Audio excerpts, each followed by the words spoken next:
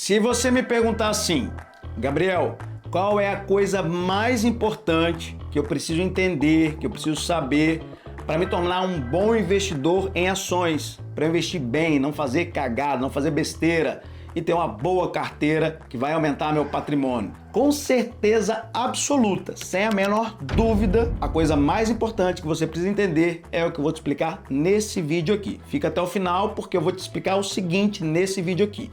Eu vou te falar a relação entre cotação e lucro das empresas, vou te explicar como é formado o preço de uma ação, vou te explicar o histórico de lucros, a importância do histórico de lucros de uma ação, de uma empresa, e também o indicador CAGR ou KIGR. Tudo isso está muito conectado, você vai entender porque é fácil, é muito fácil de entender. Eu vou te explicar de uma forma bem didática, passo a passo. Primeiro ponto, cotação versus lucro. Você já deve ter ouvido alguém falando que no longo prazo a cotação dos ativos, que é o preço negociado a mercado, o preço negociado a mercado, a cotação segue os lucros. Você já deve ter ouvido falar isso. Ah, Gabriel, nunca ouvi falar, sou investidor iniciante. Não, beleza, sem problema nenhum. Vou te mostrar aqui para ficar bem claro, é fácil de evidenciar isso. Ó, vou chegar aqui, vou te chamar para a tela, te convidar aqui para a tela, vou te mostrar aqui a VEG, vou destacar ela aqui. Nós estamos olhando para a VEG, a cotação dela dos últimos 5 anos e você vai ver que saiu aqui de um pouquinho mais de 25 e subiu aqui para acima de R$50.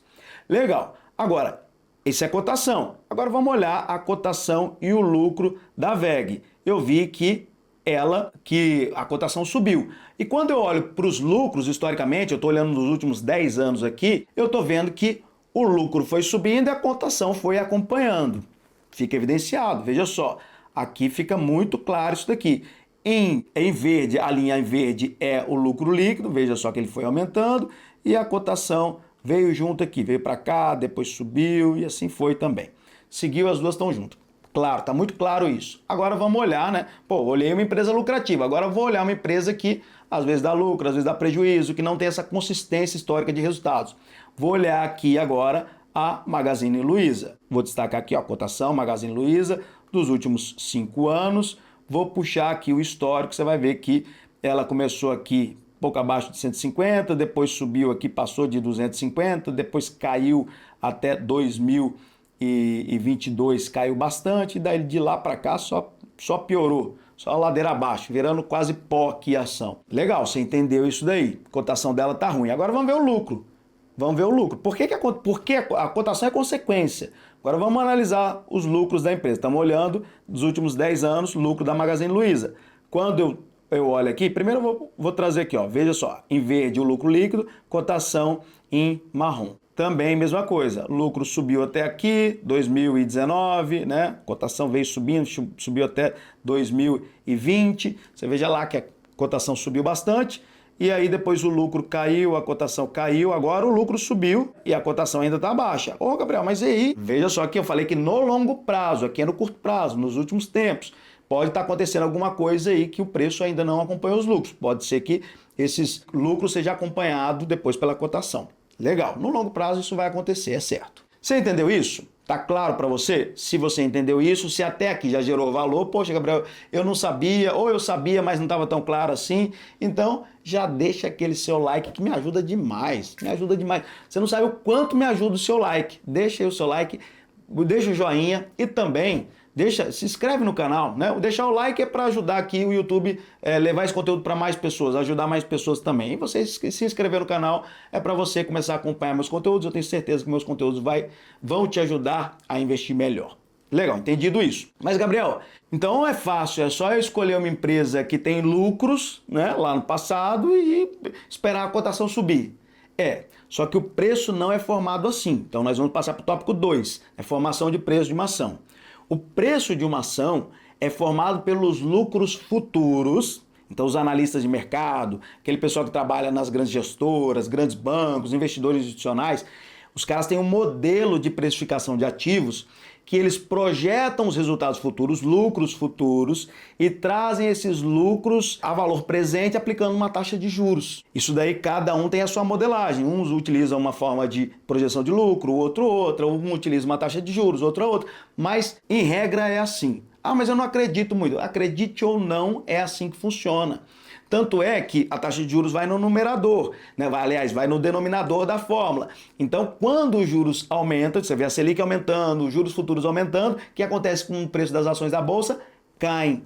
O contrário também é verdadeiro. Se você vê a partir de agora, né, futuramente, a partir de agora, quando mudar o governo né, for um governo mais austero, mais responsável do ponto de vista fiscal, e você começar a observar, né, caso isso aconteça, a gente comece a observar as taxas de juros caindo, a gente vai ver naturalmente o preço das ações da Bolsa subindo. E aí, no caso específico de uma ação, é muito importante a projeção dos resultados. Então o cara tem que ser especialista. O cara vai projetar resultado de Vale, ele tem que ser especialista em Vale. Ele tem que conhecer lá o minério de ferro, a demanda da China e tudo mais. Ele está projetando, né, produção, tonelada, venda e tudo mais. Só que acontece que essa galera aí erra pra caramba também. Eu vou te mostrar aqui que tem uma matéria. Meu editor, coloca essa matéria aí, falando que 95% das previsões do mercado financeiro, da Bolsa de Valores, erram. Essa turma, por mais que seja especializada, tem bons economistas, bons analistas dentro dessas instituições, eles erram pra caramba. Por quê? Porque é uma ciência social, muitas variáveis envolvidas, as coisas podem mudar, né? Se fosse acertar, sempre seria fácil, né? Igual acertar na Mega Sena. Mas não é. O fato é que a galera faz as projeções, mas erra bastante. Então, qual é a lógica para o investidor menor? Olha, já que o preço é formado pelos lucros futuros, e né, se os caras lá dos bancos, se os caras das grandes corretoras, se os caras que trabalham nos fundos de previdência, nos fundos de investimentos, estão errando, imagina eu, investidor pequeno, vou errar pra caramba. Então, eu não vou olhar nas projeções futuras. Você poderia até ler o relatório que eles geram, mas pô, não tenho tempo. Então como que você vai fazer para errar menos? Você vai olhar para o passado e entender, né, que a probabilidade de uma empresa que tem resultados consistentes no passado continuar tendo bons resultados no futuro é maior. E aí eu te mostro agora, né, para te provar que é importante olhar para esse ponto aqui, eu te mostro aqui, né, o resultado, vamos olhar aqui o resultado de lucro líquido, você vai entender como se faz essa análise. Muito simples, você vai olhar o lucro líquido. Estou pegando aqui a VEG novamente como exemplo. Peguei a VEG.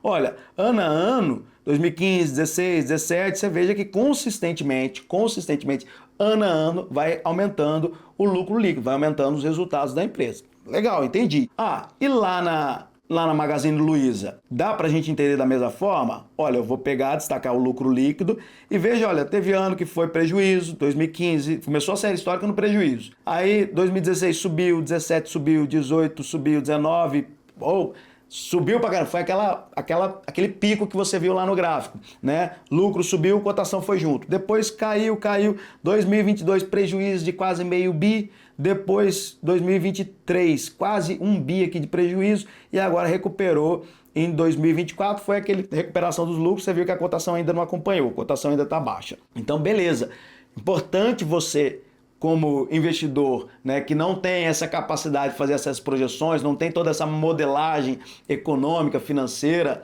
né, de um analista de uma grande instituição financeira, você vai olhar para o passado e vai ver a consistência dos resultados. Você vai analisar a consistência dos resultados. E aí você vai, por lógica, entender o seguinte: ora, empresas que têm barreiras de entrada, sejam elas barreiras de capital, então a VEG, por exemplo, para você ter o mesmo parque industrial, a capacidade de produzir os motores que a VEG produz, tem que ter muito capital. Então você tem uma barreira de capital imensa. Já aqueles setores mais estratégicos, né? Banco, barreira regulatória, também tem barreira de capital. Elétrica, barreira regulatória, barreira de capital, é praticamente um monopólio na área que ela atua, né? Seja geração, transmissão, seja distribuição de energia. As empresas de saneamento, as empresas de seguro também tem uma regulação, né? Qualquer um que monta uma seguradora.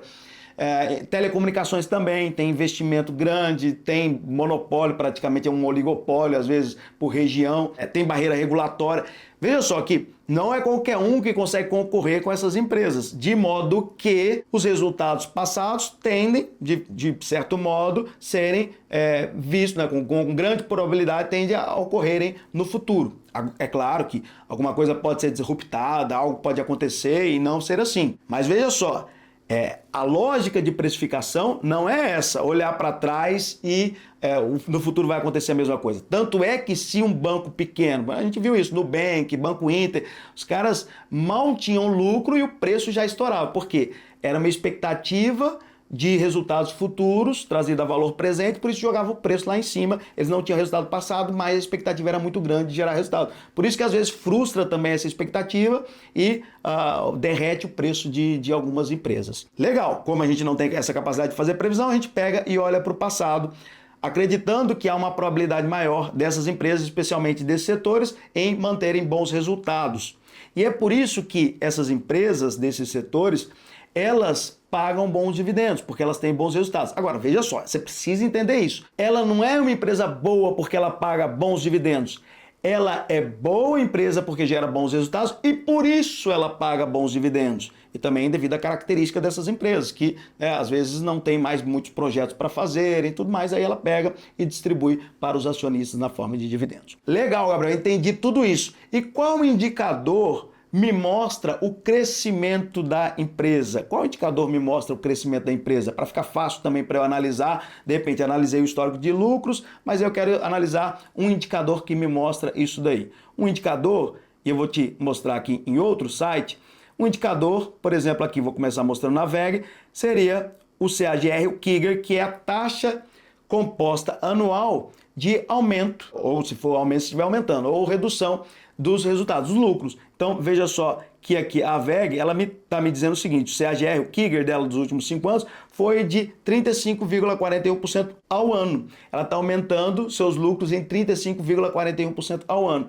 É por isso que a cotação dela, por mais que ela tenha métricas de valuation esticadas, isso já é outro assunto, né? Mas tem métricas de valuation esticadas, a cotação dela ainda continua alta, porque ela continua com uma expectativa de gerar resultado e vem entregando esses resultados que são, que fazem parte das expectativas dessa empresa. Por isso que ela tem métricas de valuation alta e a cotação ainda assim não cai e continua subindo. Por outro lado, a Magazine Luiza, veja só que o CAGR dela, aqui a taxa composta anual de crescimento está negativa, ou seja, os lucros estão caindo a uma taxa anual de menos 9,33%. E aí, eu quero entender agora de você, se ficou claro para você, se você investe fazendo esse tipo de análise, em quais empresas você investe, se você concorda com o que eu te falei até aqui, né? Não, Gabriel, o que você falou não tem nada a ver, eu não invisto assim. Eu quero bater um papo com você. Vem aqui nos comentários, me fala quais empresas você investe e por que você investe nessas empresas. E agora que você entendeu tudo isso, eu quero também que você veja um vídeo que eu fiz sobre onde investir em 2025, vai te ajudar a ter mais clareza nos investimentos, a montar sua carteira para esse ano de 2025. Quero te desejar bons investimentos, um grande abraço e se você não se inscreveu ainda, se inscreva nesse canal e deixe o seu like. Grande abraço e vambora!